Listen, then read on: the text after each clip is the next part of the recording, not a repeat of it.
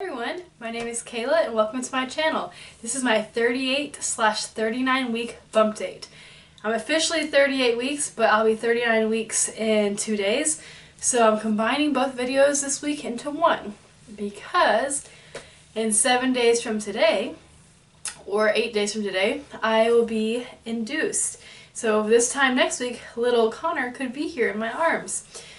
So that being said, normally I film and upload these videos on Friday/Saturday, but I'll be in the hospital then or sooner. So this will be probably my last bump date before Connor gets here, and then afterwards I'll give you a birth story, introducing Connor to you, and kind of just our experience and getting to know him. That might be a while before that comes out because it's going to be overwhelming at first, but I can't believe the next time you get to see him, or you get to see me, you get to see him in person right here. I can't wait to show you guys my son, and let's jump right into the video. 38 weeks, Connor's toenails have finished developing, and they've now reached the end of his toes. And all that's left this week is putting finishing touches on his immune system, and he is pretty much all set. He is 19.96 inches long and weighs 7.3 pounds in theory. His digestive system is now ready to digest liquid food, and he is now peeing at regular intervals. My last letter block picture, I feel like my bump hasn't grown too much since about 33-ish weeks, I'd say. About then, or maybe before. But he is definitely filling out because I can feel the ab separation muscles kind of growing or stretching more. So this week I've been craving fresh fruit, and my appetite's been a little lower last week and this week. Gained 1 pound since a long time from now. For the first time, I went to my doctor's appointment this Thursday with Cody, and we had a really good report. Let me read it to y'all. So, on my Thursday appointment, which is my last doctor's appointment, 38 weeks, because 39 weeks I'll be going to the hospital. So I am dilated to 2.5 centimeters as of yesterday, 80% effaced, -2 station. The doctor could feel not just his head, but the suture bones in his head, so like the different lines of the bones in his head, which is insane when he was checking. He said a lot of people stay at 2 centimeters for a while, but I'm on the right track.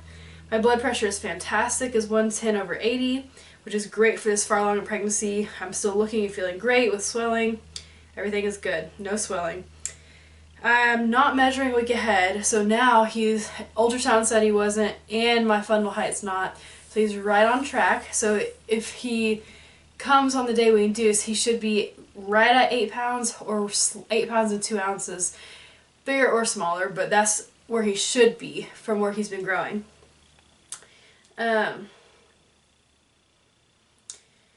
Yeah, so we discussed, and his heart rate was like in the 150s, which is wonderful. But everything's fantastic. He sounded great. He was looking good. The doctor got to feel his positioning.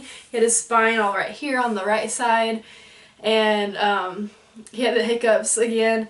But for induction, the doctor said, hey, this happens to be great. Best case scenario, this coming weekend, I'm actually on call the 10th, 11th, and 12th.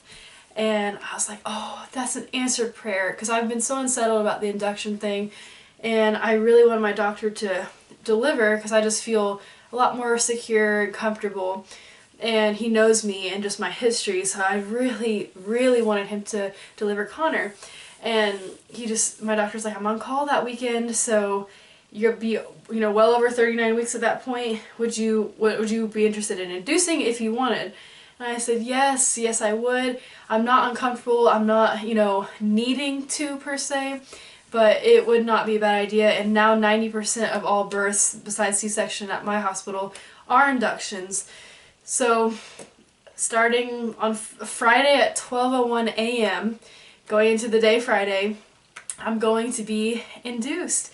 So we get to go in 12:01, and they start an IV of Pitocin. It starts off low and goes, more from what we need.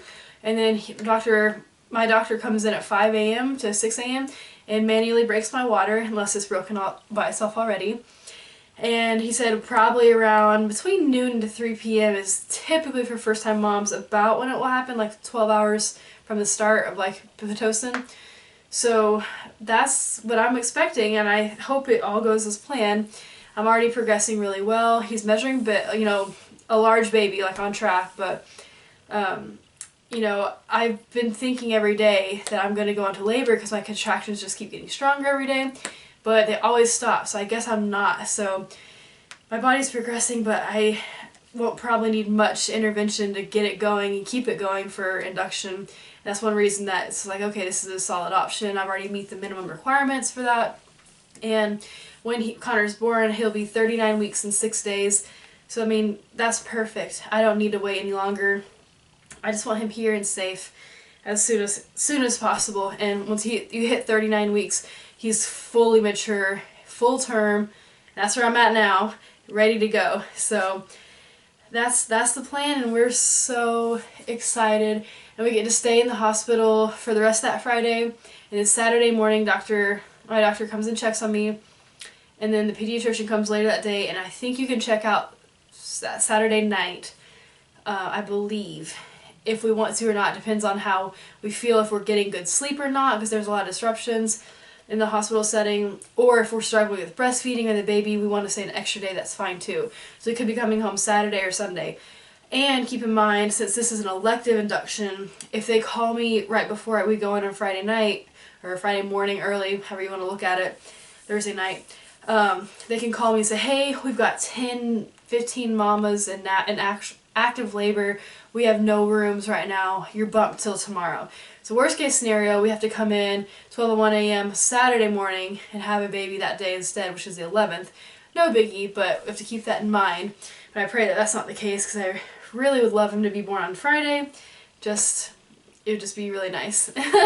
That's kind of how I've got my heart set, so we'll see. And that's only 2 days before my due date, and then the 11th will be 1. And depending on how long it takes for him to get here, it could be, anywhere between there. So we'll see. And, there's been so many opinions, and I've been trying to keep it on the, down low a little bit from just people or different family members or whatever of what my plans are for inducing, because a lot of people don't understand, and practices are different now, and they don't know my full circumstances, that, the reasons I've chosen induction. It is nerve-wracking. There's no right answer in my situation, and, there's no reason not to, no reason to, so it's just kind of whatever I prefer, whatever we prefer, whatever is best for him.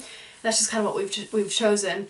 But we've gotten a lot of random and negative feedback from just people that are very harsh with their words for a first-time mom. And, pregnancy after loss is no joke. Anyone who's experienced that, unfortunately, with me or alongside me or before, you're just so worried to get him here safely, get him or her here safely, that, it's like I can't, like each day it feels like the anxiety grows and the chances of something going wrong gets higher, and it's just, I know it's in our heads, but it's like I just need my baby here, my arms safe, and where I can see him and protect him and help him if anything were to go wrong. And I need him here, and it's hard to explain unless you've been through it. And, whether that's someone's opinion or not, my doctor is very good, and he would never lead me into something that he didn't believe was right, and he feels fine either way if I induced or not.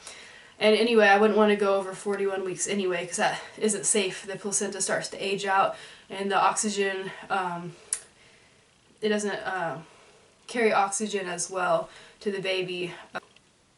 So that could have been in the cards anyway. And, a lot of times in early labor, if you're not progressing fast enough, they use Pitocin anyway. So there's really nothing I'm doing that I wouldn't have done already, because the doctor said sometimes he has to break the water anyway to keep labor going once you started. And sometimes they have to give you Pitocin if you're not progressing fast enough. So it's honestly about the same thing anyway, because the reason I'm able to do this, I'm progressed already past a 2 and past 60 to 70% phase. I'm 2.5, 80%, which I'll be even further this time next week, most likely. So my body's already there, it just needs a little push. And this is the longest almost anyone in my family has been pregnant, and especially for first babies, so my body needs to go. It's time to go. I'm just listening to it. But yeah, so it's been hard to have those different opinions because it's like, why would you not want what's best for me instead of just saying like, no, you're cheating by not going to 40 weeks or beyond, or no, let the baby come when he wants to come. And it's like, yeah, I thought that too, but you do have to listen and respect someone's opinion of what they need to do that's best for them.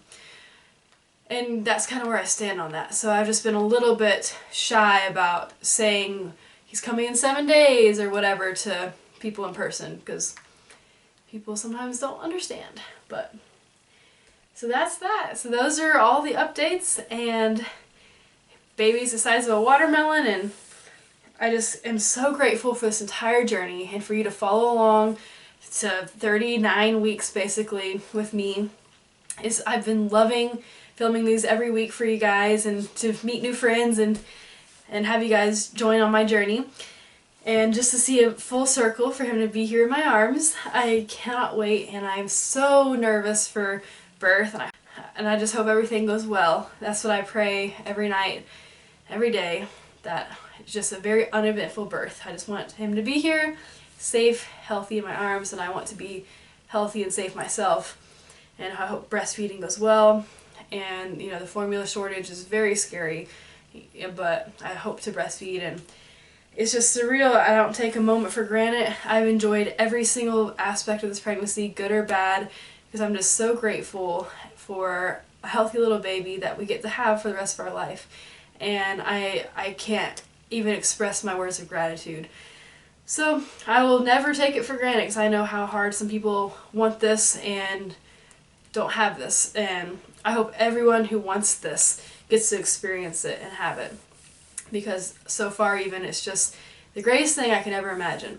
So I can't wait to be a mama to a baby in my arms, and Cody, my husband, is just ecstatic. Lucy's getting ready, our dog, and my parents are getting ready to be grandparents, and it's just very surreal.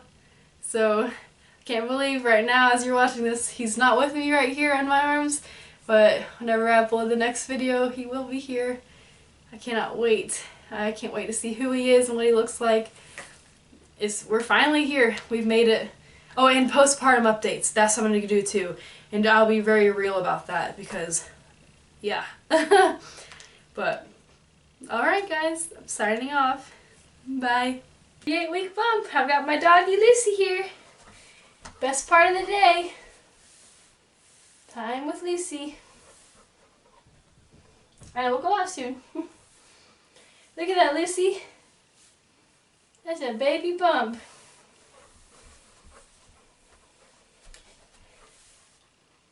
Look at that. Just pokes out the side. That's so precious. Without the kimono.